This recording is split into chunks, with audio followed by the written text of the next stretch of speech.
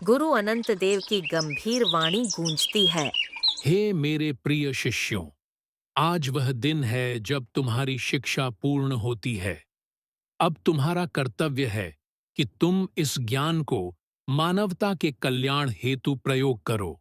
चार मुख्य शिष्य थे: सत्यकेतु, विराज, प्रांशु और अंशिका।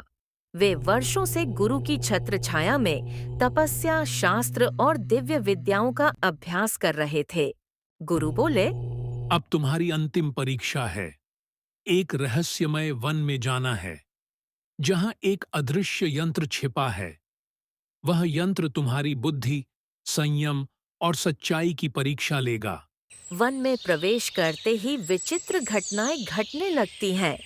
पत्तों से आवाजें आती हैं, वृक्ष बातें करते हैं और समय समय पर कोई अदृश्य शक्ति उनकी परीक्षा लेती है। रास्ते में उन्हें एक विशाल कंकाल मिला। यह शेर का कंकाल है। मैं अपनी दिव्य विद्या से इसे जीवित कर सकता हूँ। सत्यकेतु ने विरोध किया। प्रकृति के नियम के विरुद्ध जाना विनाश का कारण बन सकता है। विवाद हुआ और अंततः विराज ने मंत्रों के द्वारा कंकाल को पुनर्जीवित कर दिया। वह शेर फिर जीवित हो गया, किंतु उसकी आंखों में दया नहीं, केवल क्रोध था। शेर उग्र हो उठा, जंगल कांप गया। अंशिका ने मंत्र द्वारा शेर को निवृत्त कर दिया, पर उससे भी वन में हलचल मच गई। उसी समय आकाश से एक स्वर गूंजा, तुमने परीक्षा में बुद्धि की जगह अहंकार को चुना। अब अंतिम परीक्षा होगी अपने भीतर के राक्षस से लड़ो। प्रांशु ने अपने डर को अपनाकर उसे मिटा दिया।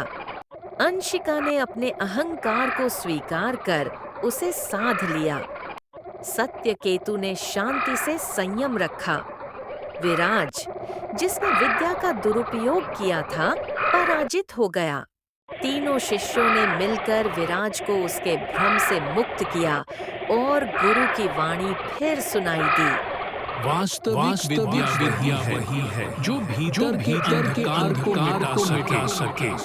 प्रकृति के नियमों का सम्मान ही सबसे बड़ा धर्म है। इसके बाद ही उनकी परीक्षा पूर्ण हुई। गुरु बोले, अब जाओ।